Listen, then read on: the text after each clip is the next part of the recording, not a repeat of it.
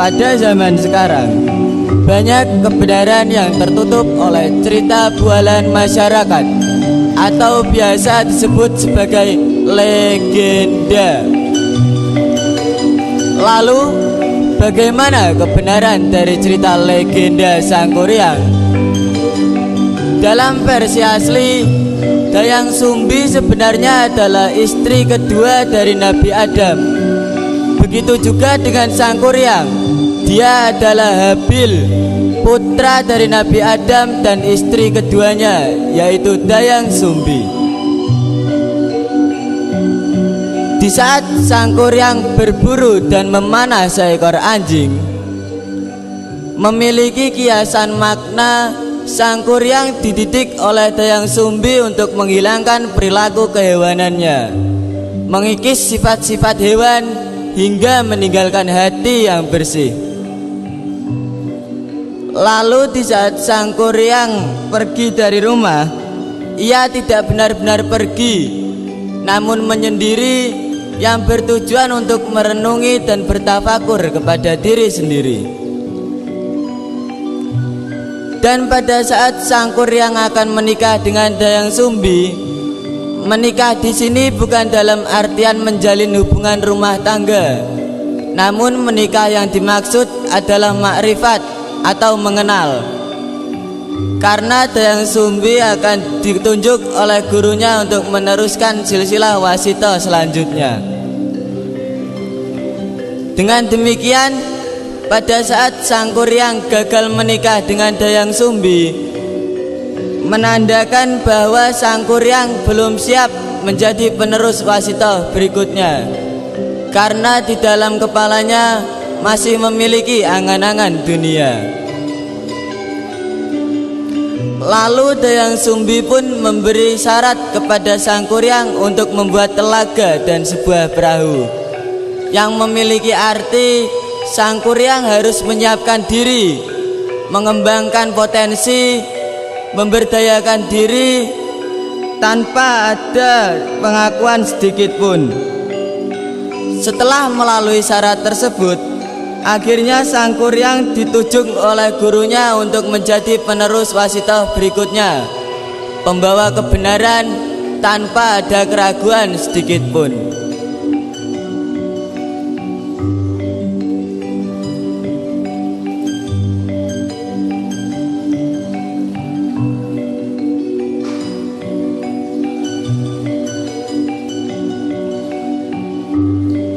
Next, let's join to drama.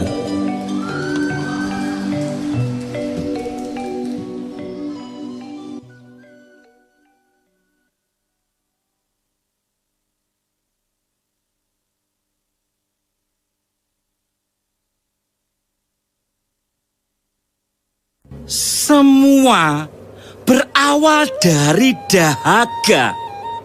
Babi hutan mereguk genangan cahaya. Genangan cahaya, apa itu? Pipis. Air seni raja berbangkara yang sakti. Babi hutan pun melahirkan Dayang Sumbi. Dibesarkan raja dalam istana, namanya bermakna wujud nurani dengan dua wajah yang tidak terpisah. Cinta sahaja dan nafsu belaka. Demi menikahi sang putri, berperang para satria, berujung genangan darah di segala penjuru negeri. Dayang Sumbi memohon kepada ayahanda raja. Ia pergi mengasingkan diri kembali ke hutan tempatnya dilahirkan. Kembali ke tanah, kisah ini bermula.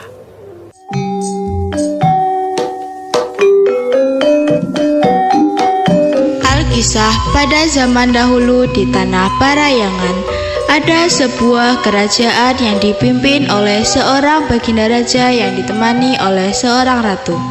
Mereka dikaruniai seorang putri bernama Dayang Sumbi. Dayang Sumbi terkenal akan kecantikan dan juga kecerdasannya. Namun ia juga terkenal dengan sifat manjanya.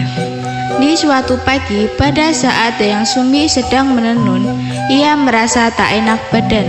Selanjutnya, secara tidak sengaja, ia sering sekali menjatuhkan pitalan benangnya ke lantai berkali-kali. Ya ampun, pintalan benang itu lagi-lagi terjatuh. Aku berjanji, siapapun orangnya, apabila ada seseorang yang membawakan pintalan benang yang jatuh itu kepadaku, kalau ia seorang laki-laki, akan kujadikan ia suamiku. Apabila ia seorang perempuan, maka akan kujadikan ia saudaraku. Beberapa saat setelah kata-kata tersebut diikrarkan, tiba-tiba datanglah seekor anjing yang sakti bernama Tumang. Apa ini milikmu, Tuan Putri? Kenapa malah kau yang membawakan pintalan benangku? Artinya, suka tidak suka, aku harus menjalankan janjiku untuk menjadikan anjing ini suamiku. Akhirnya, Dayang Sumbi dan seekor anjing yang bernama Tumang hidup berbahagia dalam menjalin rumah tangga.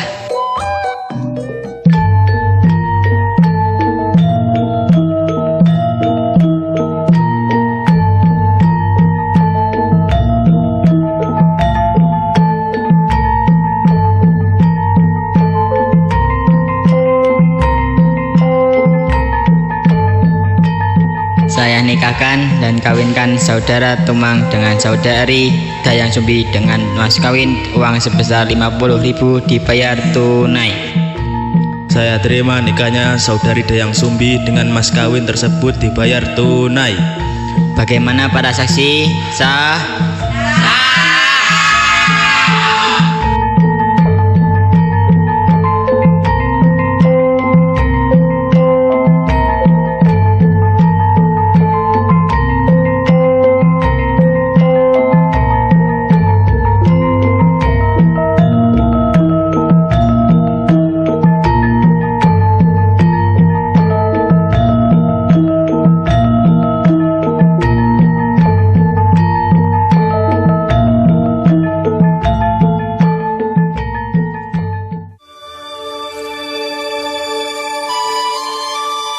Dalam rumah tangga mereka, Dayang Sumbi dan Tumang dikaruniai seorang anak laki-laki yang gagah dan tampan. Anak tersebut tumbuh dan berkembang layaknya seperti anak laki-laki pada umumnya. Anak laki-laki ini dinamakan Sangkuriang. Dalam perjalanan perkembangan pertumbuhan Sangkuriang, keseharian Sangkuriang selalu ditemani oleh Tumang yang selama ini ia ketahui hanyalah seekor anjing biaksa yang setia menemaninya, bukanlah sebagai ayah kandungnya.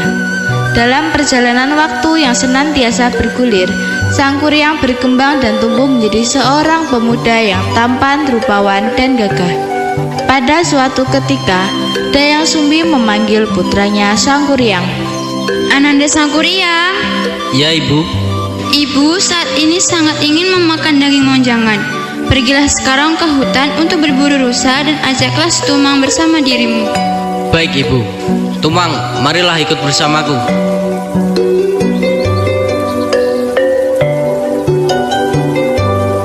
Setibanya Sangkuriang di tengah hutan,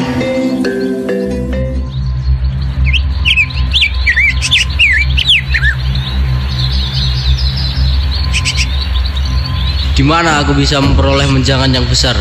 Aku tidak akan kembali pulang sebelum membawa hasil. Jika aku tidak membawa hasil, maka dengan sangat terpaksa akan hujamkan anak panah ini ke tubuh si Tumang sebagai hewan ganti buruanku yang tak kunjung kudapatkan.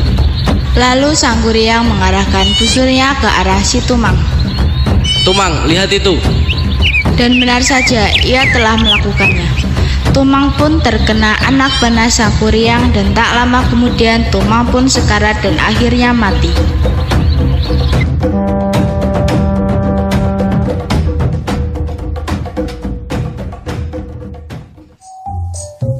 Begitu Sangkuriang tiba di rumah,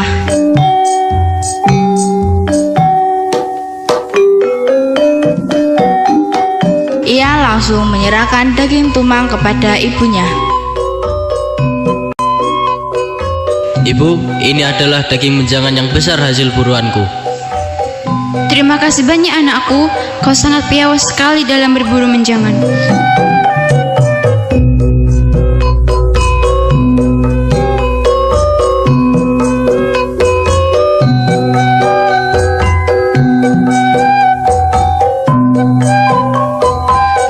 saat setelah makan selesai, Dayang Sumbi teringat akan si Tumang.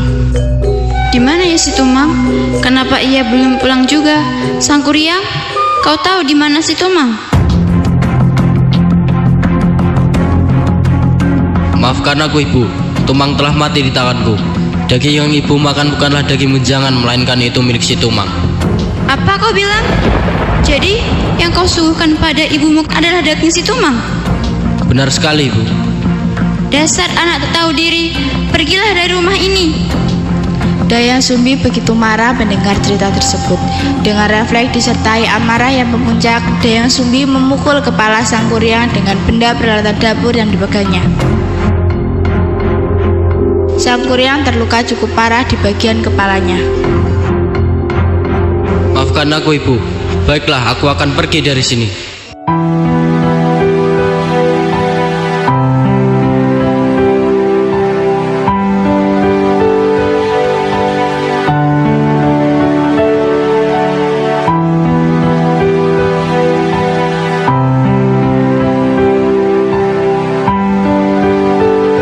Beberapa tahun berlalu, Sang Kuryang yang telah mengembara ke seluruh negeri dan selanjutnya memutuskan untuk kembali ke rumahnya.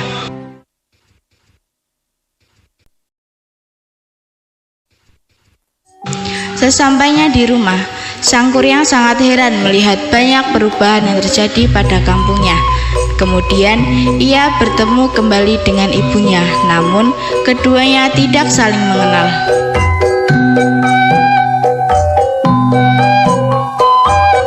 Hai Nona manis, kau sangat cantik. Aku ingin sekali melamarmu. Maukah kau bersunting untuk menjadi istriku? Baiklah, aku bersedia untuk menjadi istrimu.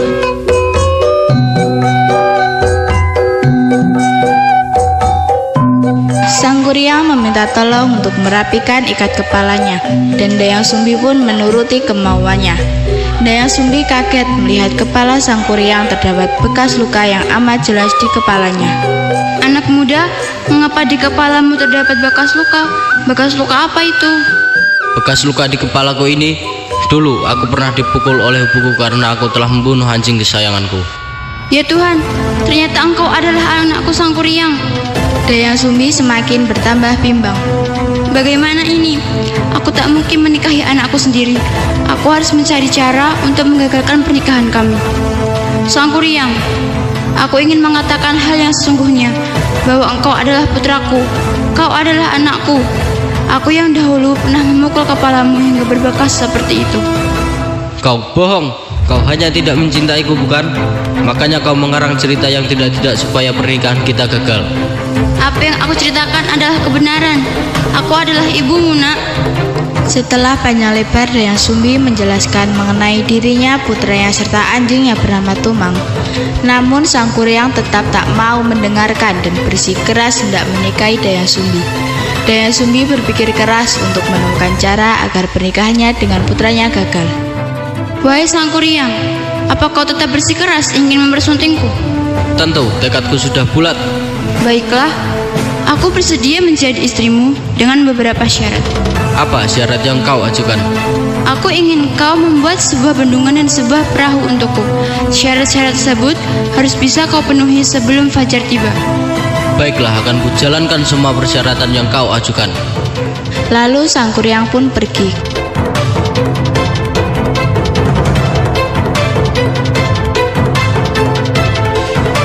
Kemudian ia mengerahkan segala kesaktiannya dan memanggil jin-jin untuk membuat sebuah bendungan perahu untuknya.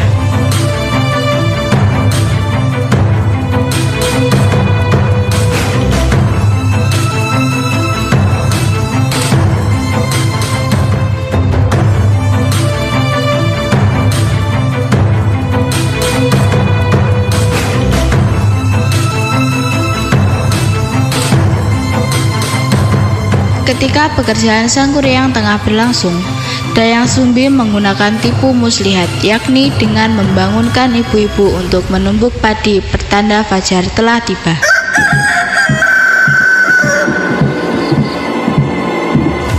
Sang Kuryang berhenti melakukan pekerjaannya, dan jin-jin pun lari terbirit-birit karena mengira fajar telah tiba. Sang Kuryang menyadari bahwa ini hanyalah tipu muslihat dari Dayang Sumbi. Sang Kuryang marah dan mengutuk Dayang Sumbi. Berani-beraninya kau mempermainkanku. Lalu ia merusak bendungan yang setengah jadi ia buat bersama jin-jinnya.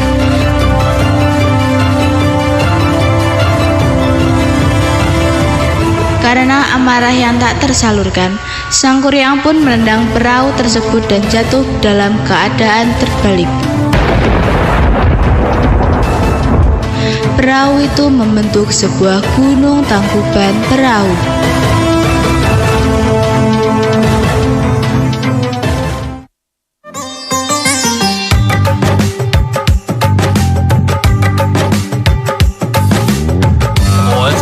I know what it takes to hold this town. I'll do it till the sun goes down.